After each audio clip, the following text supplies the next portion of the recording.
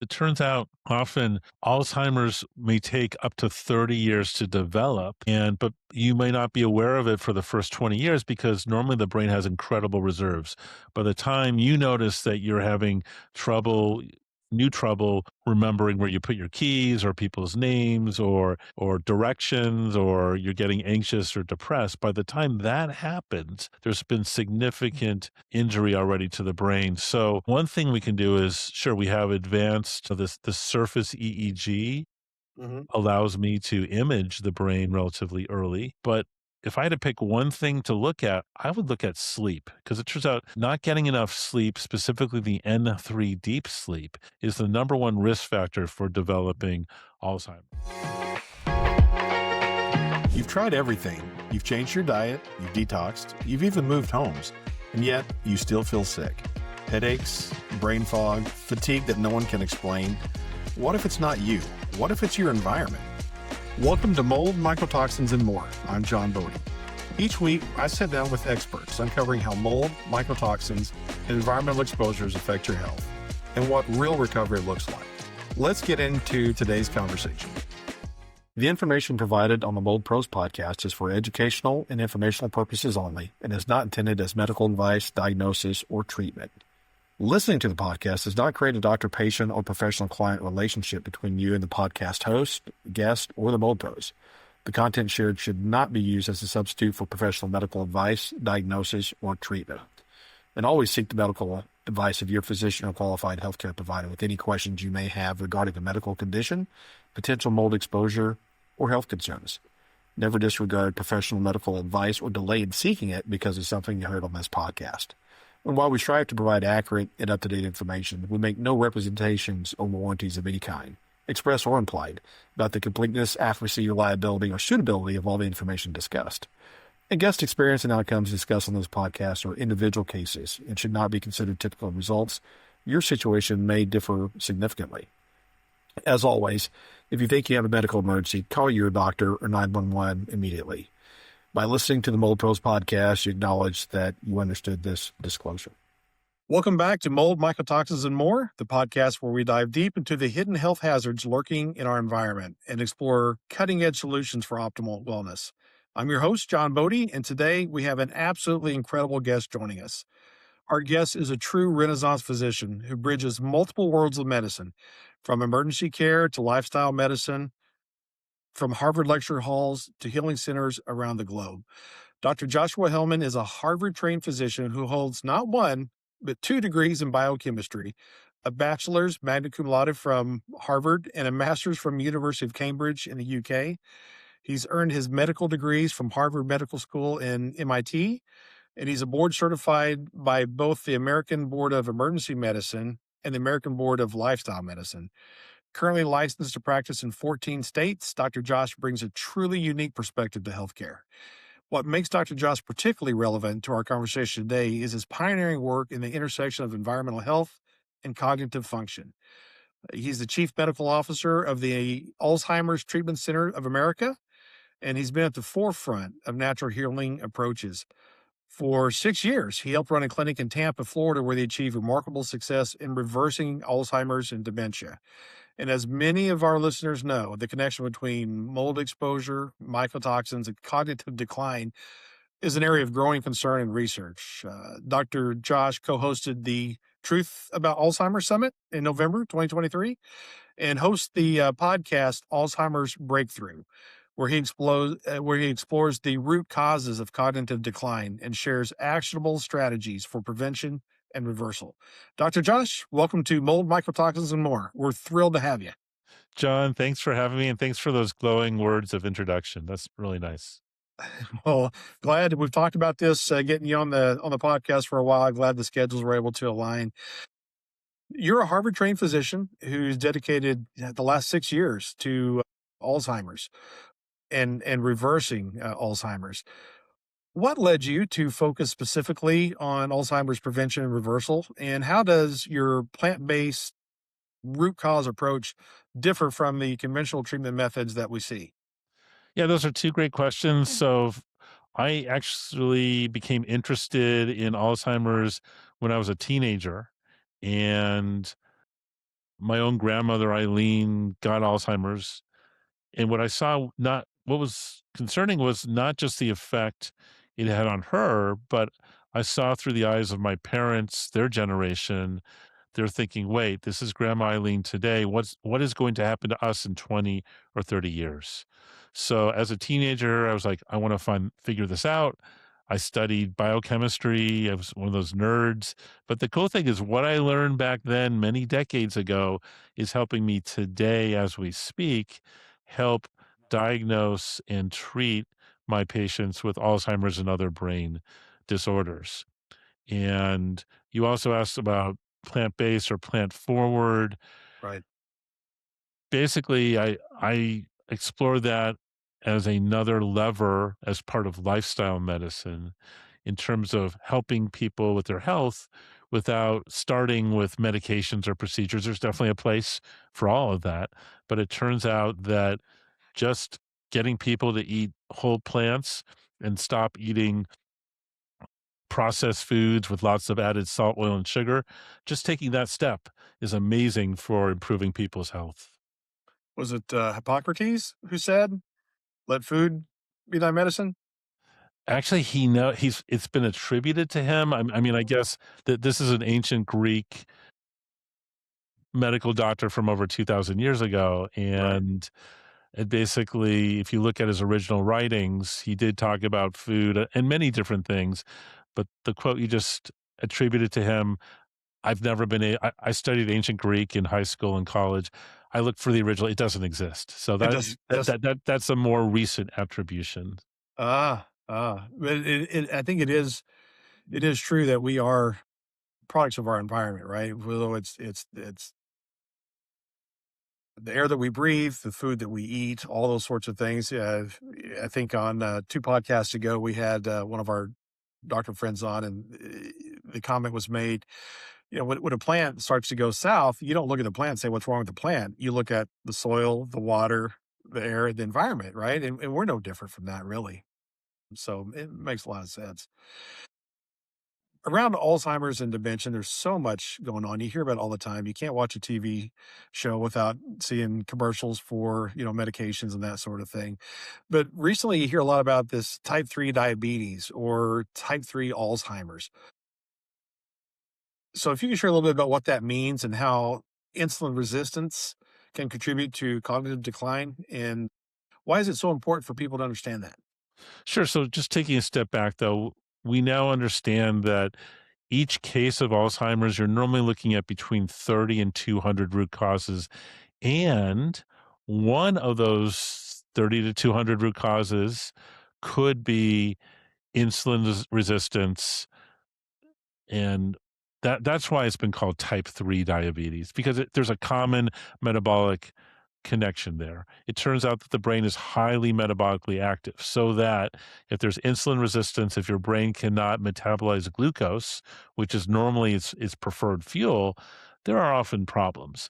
Now, going into the naming, type 1 diabetes is you normally see that in childhood with an autoimmune condition against the pancreas, and type 1 diabetics require insulin. Type 2 diabetics normally are insulin resistant. We see that acquired Mhm. through a Western American diet where you see huge amounts of added processed food. Patients are overweight, there's a lot of added salt, oil, and sugar that lead to the insulin resistance. And because we see many patients with Alzheimer's also have insulin resistance, that's why the term type 3 diabetes has been coined. But just to be clear, that is not the only cause of Alzheimer's.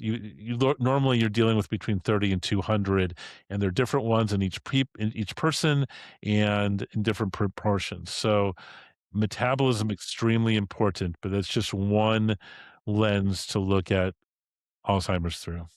Got it. Well, that makes sense. So it's not diet alone. You said there's up to 200 root causes, so very complex. What are some of the other root causes of Alzheimer's? Would it be environmental toxins, stress, sleep? Any of those things factor in? All of those are. So other categories are infections, whether we're talking about infections from the mouth like P. gingivalis, if we're talking about parasites, viruses. There's autoimmune, where you're actually your own immune system is attacking different parts of your brain, whether it's the dopamine receptors or the Purkinje cells or other parts of the brain. And another common cause is trauma. We in not just recent trauma, head injury when you were a little kid. I can see on PET scans of the brain with neuroquant imaging historical areas of the surface of the brain that were injured from previous trauma. And then genetics is very important. But the reason I think, John, why we're talking on your mold podcast is one of the many toxins I see commonly associated with Alzheimer's turns out to be the mold or mycotoxins, that these fatty toxins that are specifically attracted to fatty parts of the body, including the brain. And what's scary about many of these fatty toxins is once they get into the brain fatty tissue, they normally don't leave unless we take an active approach to somehow push out those fatty toxins. Is there a particular mycotoxin that you see more commonly? Is it the aflatoxins or ochratoxins or trichothecenes? Any particular mycotoxins in general that you come across? I see all those and many more, but in terms of those are definitely all concerning. But to me, the biggest concern I have is with the black mold toxins, the trichothecenes you mentioned at the end there. And I think one of the reasons why the trichothecenes are most devastating is that they do two different things. Number one, they destroy mitochondria, but within the mitochondria, they stop energy production and they stop the mitochondria from being able to remove toxins. So I talk about it like a Trojan horse, because once those black mold toxins get in, your cells no longer have a way to get those toxins out, and that's when I need to take an active approach to push those toxins out.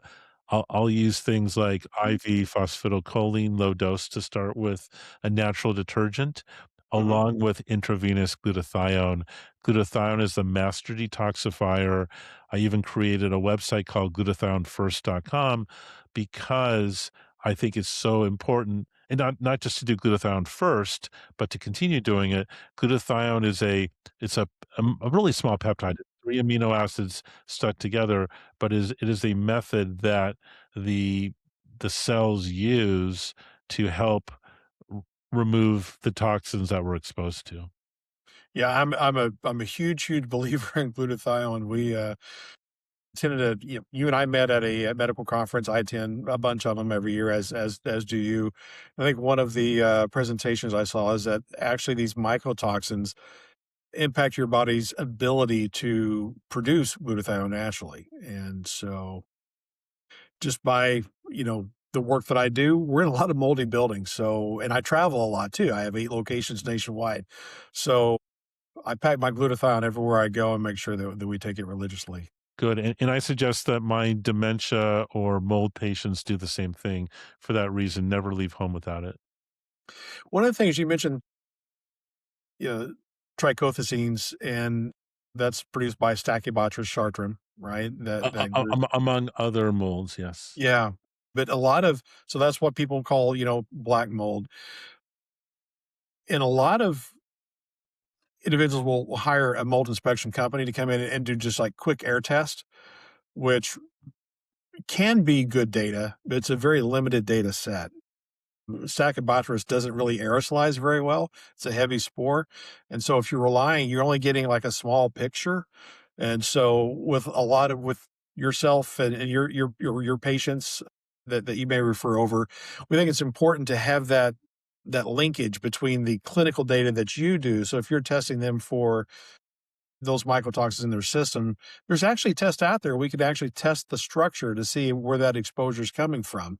It could be that we've had or someone's had water damage in the past, whether before they bought the home or maybe they did own the home and someone came in and removed the molds or the moldy building materials, but they actually didn't remove the mycotoxins. We see that kind of quite common. It's a whole different process.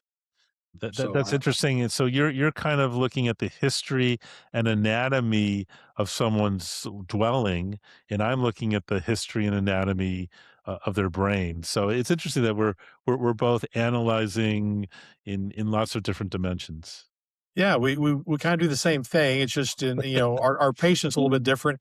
I probably wind up doing more house calls than you do, since every one of our project is would be a house call. It's true, but I'm seeing many people around the world via Zoom, so in some way that's a house call, but yeah. Yeah, yeah, for sure. And that's interesting. So you do telehealth as well?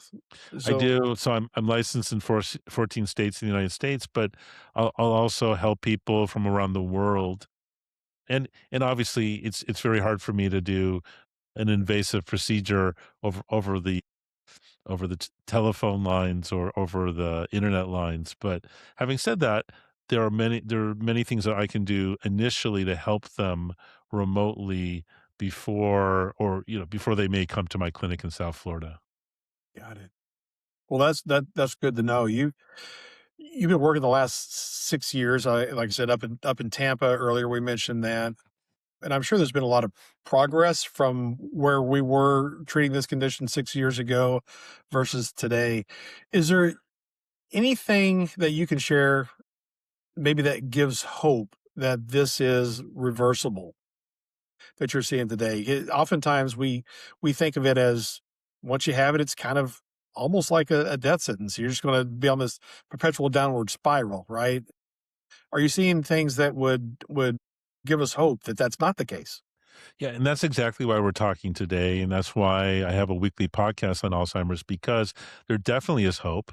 And I'm seeing it in my own practice. It used to take literally a full year of daily IVs to reverse my patient's dementia. But with newer technologies, I've been able to get that down to just potentially a few months or 6 months of treatment. And so there's hope from that perspective. There's also hope. I'm seeing new technologies when I go to conferences like you. Literally, I just got back from a conference. I've got 80 different potential treatments I can bring to my clinic. I have to figure out which of those 80 make the most sense. So I'm chomping at the bit to deliver these new therapies, and it's really exciting times. But unfortunately, for most of your listeners, if you talk to most physicians out there, most neurologists, or the general public, they're basically being told there's not a lot you can do. Alzheimer's has it's an inevitable course. It's going to get worse every month. And unfortunately for my patients, that is not the typical experience. You've cleaned, repainted, and replaced filters, and still you're not getting better. Headache, fatigue, brain fog. The doctors can't explain it, but your environment can. At the Mold Pros, we specialize in uncovering what's hidden in plain sight. Our environmental testing looks beyond surface mold, identifying bacteria, volatile organic compounds, and even mycotoxins in the air that you breathe. Then we correlate those results with your clinical data, showing how your space may be affecting your health. Next, we use our patented remediation process to safely remove toxins, restore balance, and prevent them from returning. It's more than just a cleanup. It's a science-based system designed to help your body heal by healing the environment first. If you're ready to breathe freely again, visit themoldpros.com and schedule your free consultation. Because wellness doesn't start in the doctor's office. It starts where you live. That is good news. You happen to know that you and I've spoken, offline, and you know that I've lived this, right? So Right. not only have we were the primary care provider for my mother-in-law, we are currently the primary care provider for my mother, who has some severe dementia issues as Mm. well. And it's not just the lack of memory, right? That's there's all these things that pile on. I always say that, like, mold is the pebble in the stream, and the ripples are much bigger than that pebble. The mycotoxins, the impact on family finances, and all that other stuff. Well, I think, Alzheimer's, I don't think, is much different in that the memory issue is one thing that's central, but it's the ripple effects the weight that it doesn't just impact that individual, obviously, it's the family as well.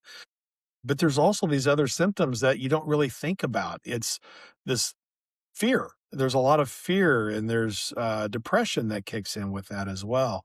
So it's good to hear that there's progress being made to be able to help folks in that way. And what I really like about your practice is that it's very data driven. It's not just certainly the feeling better is important, but being able to have quantifiable data behind that, I think really speaks volumes. It definitely is data. I'm not just testing for mold in my patient's urine. I'm also looking at plastics and heavy metal and forever chemicals and autoimmune antibodies and testing for parasites and viruses and bacteria like Lyme or Bartonella. I'm also looking at genetics, not just ApoE. Some people may have heard of ApoE4. I'm literally looking at hundreds of different genes that can either increase or decrease your risk of getting Alzheimer's or other dementia or brain problems. So you're exactly right. It's data driven. And then it's also data driven looking at my patient's memory and processing speed. I've got computer tests they can take. I have an EEG if they come to one of my clinics that they can put on their scalp and we can measure their cognitive ability that way and also image amyloid and tau in their brain that way too, within non-invasively, no radiation for it might take 30 minutes. So it's exciting that I have all these new uh, diagnostic and therapeutic techniques, and it's really an exciting time for me.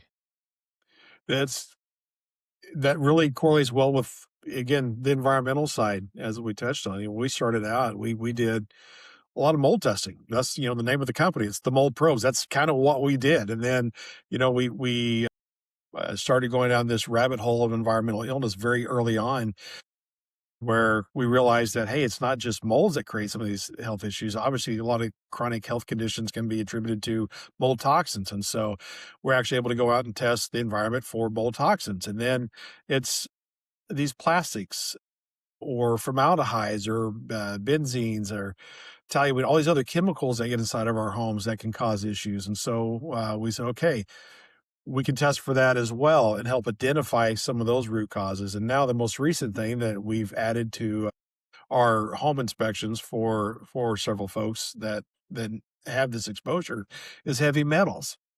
Seeing where that exposure is coming from. So that way we're able to correlate exactly with what you do on that clinical side. Right, and I would say it's very exciting to me that, for example, we're using something called TPE, therapeutic plasma exchange, to remove many of the toxins you just shared with me. Because when I learned basic toxicology decades ago, there were certain chemicals like PCBs, DDT, I was taught, once they get in the body, there's nothing you can do to get them out. Well, that's changed. We now have this way to filter the blood, TPE. Within a few hours, I can, in maybe 6 sessions, I can get this stuff out of people. I can literally get mycotoxins, mold toxins out of my patients' brains, and they can start thinking clearly again. So, what I love is there are specific techniques and tools that and they give instant feedback. I mean, often within a day or two after the procedure, people are like, "Hey, I feel so much younger. I'm thinking more clearly." It's like a fog lifted off of them. Well, that's incredible, because, traditionally, people have to go on binders to help get those detox, like and some of those binders can be a little harsh on folks, like cholestyramine. Some folks can't handle that really well, but that takes a period of time, right, for that to be efficacious. So you're actually seeing immediate results with this new type of therapy. I am, but let me just be clear. I'm not reversing advanced or even moderate Alzheimer's with just one treatment one time. Of course. But the feedback I'm getting often is extremely positive and very quick afterwards. Wow, that's amazing. You talked about, being data driven, et cetera, which is extremely important. Are there any particular specific tests or biomarkers that people maybe in their 40s or 50s should be monitoring before they develop, type 3 Alzheimer's symptoms? Is there something in particular that you would recommend?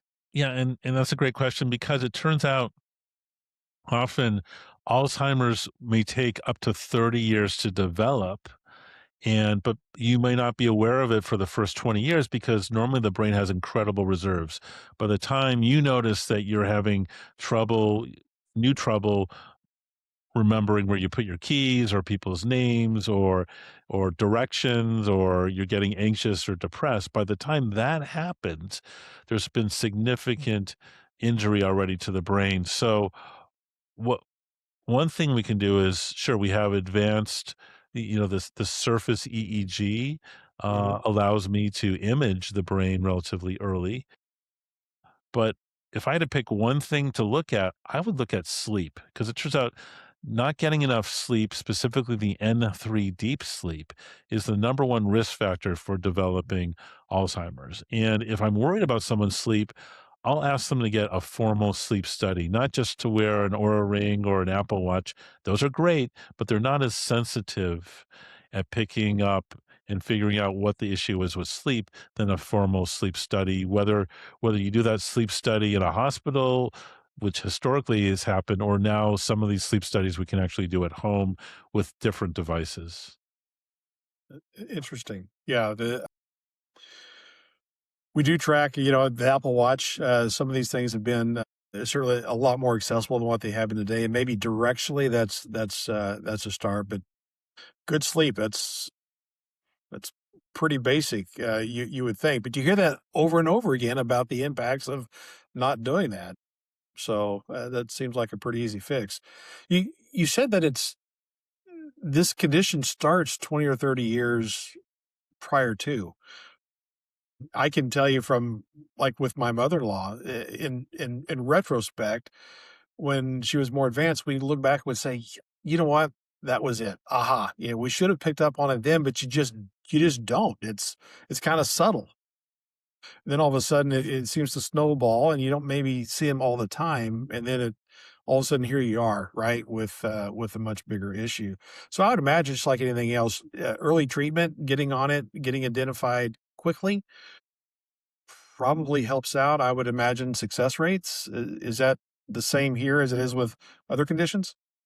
Yeah, so definitely. So you want to, it's a lot easier to prevent than to reverse. And it's easier to reverse early than moderate stage Alzheimer's. And yeah, so for people listening, yeah, it's great to address this early. And and I think the difference is decades ago, this was scary. It was basically a death sentence. Like every month you're going to get worse.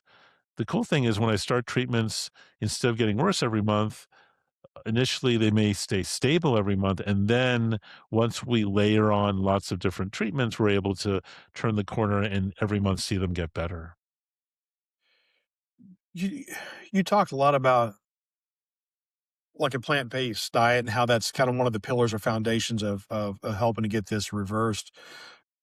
Are there any particular foods that are especially beneficial or maybe any food groups that are harmful for cognitive health? I'm hoping that you say broccoli because I can't stand broccoli. So if that was the staying away from broccoli would cure a lot of things, that would be all right with me. But I have a feeling that's probably not the case. Yeah, no.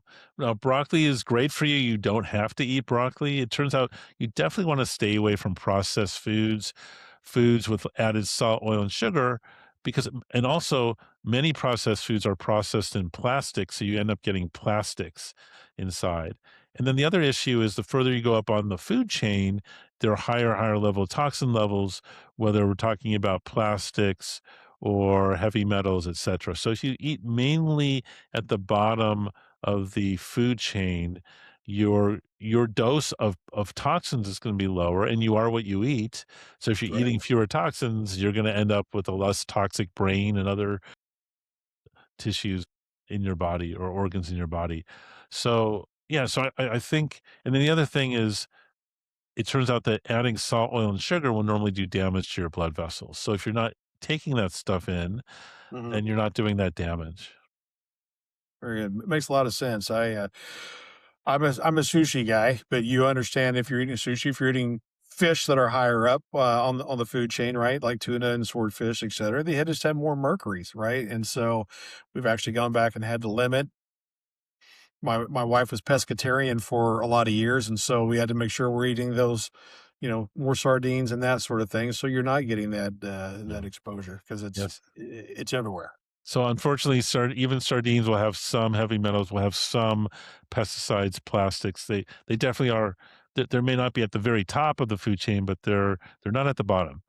Uh, The other thing I would say with raw fish, raw sushi, you're at high risk of getting parasites, which are not good for your brain. So you now have 2 reasons not to eat raw sushi. Yeah. yeah, thank you. Well, when we did a glucose monitor and found out the spike from the rice was completely off the charts. So Right. that's been removed from our repertoire, so to speak. Okay.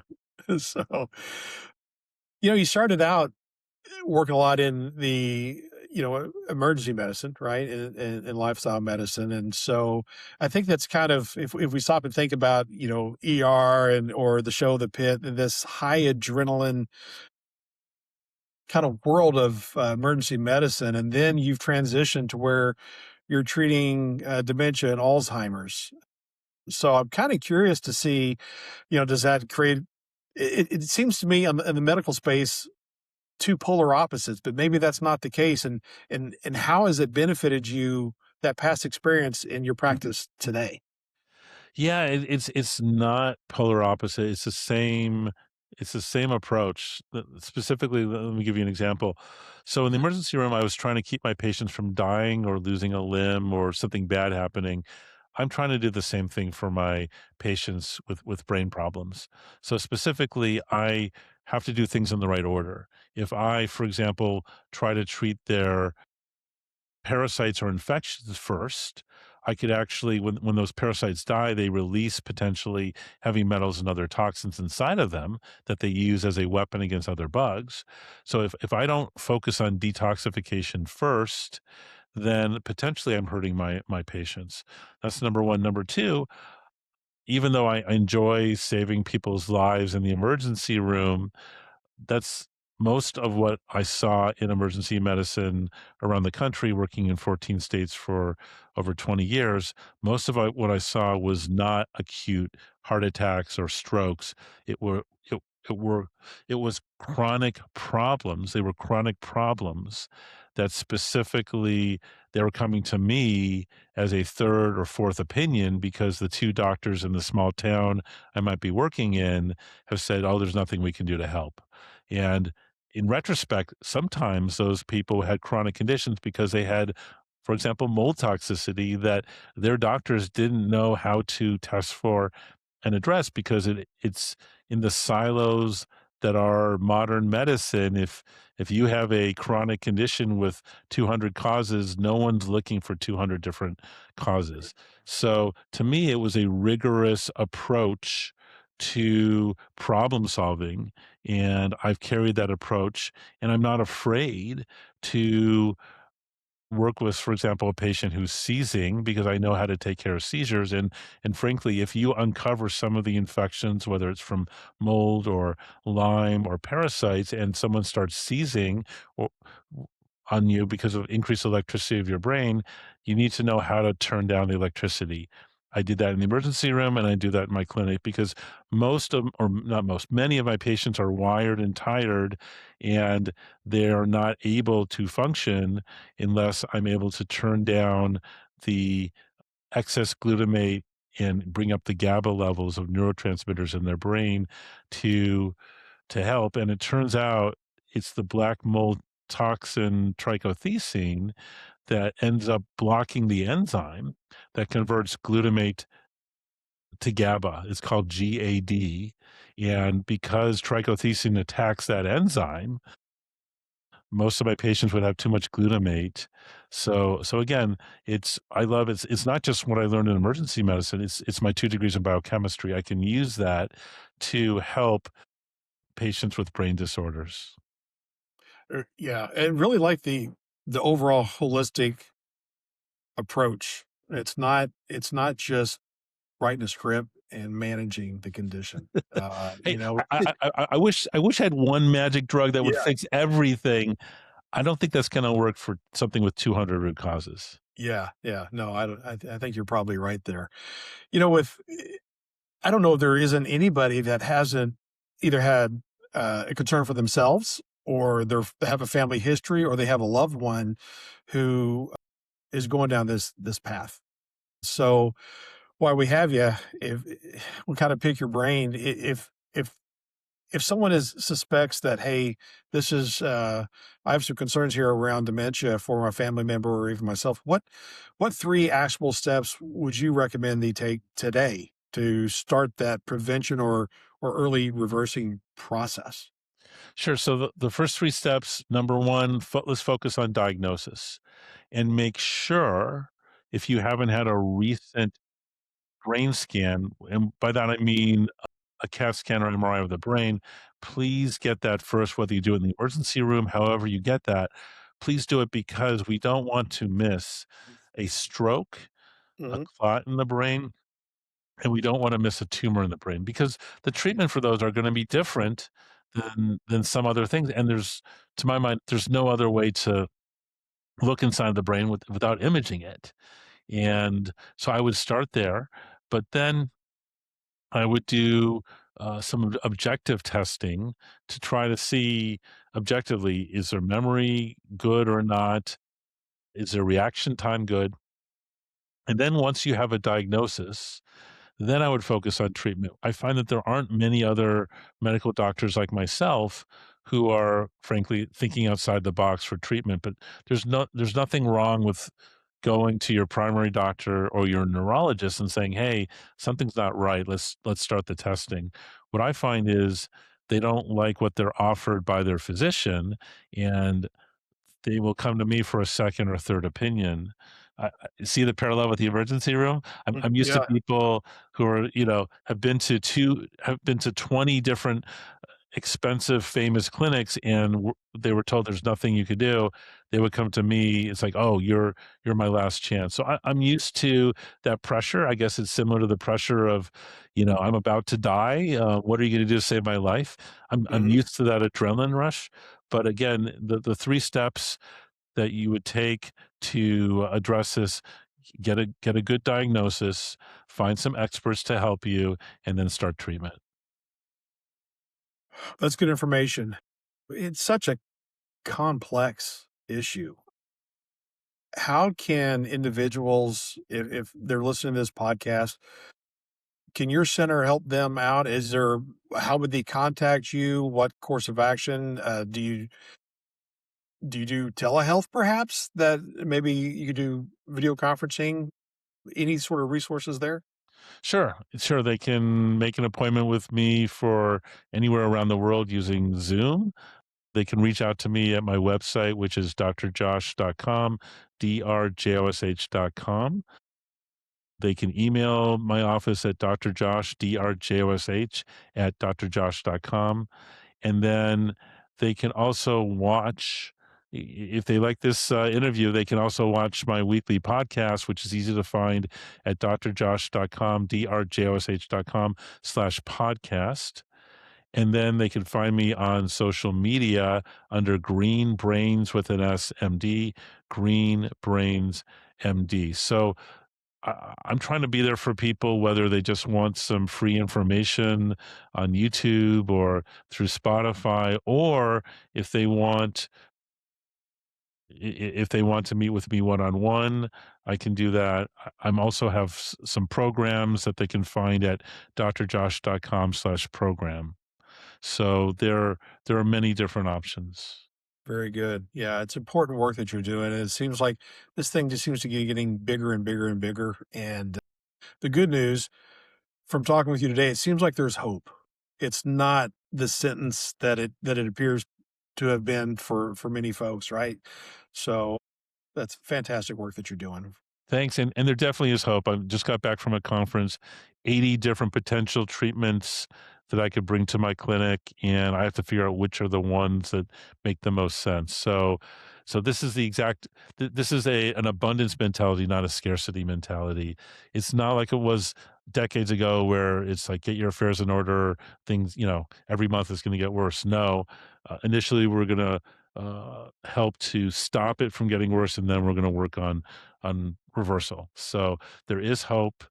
Take action, and if the doctor you've talked to said there is no hope, find someone like me who's willing to look at other options. Fantastic. drjosh.com. You got it. That's all they need to remember. It's fantastic. Six Dr. Josh, letters. thank you very much. We appreciate you being on today. Really good information. Thank you so much. Awesome. We'll have Peace you on and again. yeah, we'll do it. Peace and plants. Yes. All right. Thank you. All right. You've been listening to Mold, Mycotoxins, and More with John Bodie. If you're ready to take the next step towards a healthier home, follow the show and visit themoldpros.com for your free consultation. Because clean air is the first step to true healing.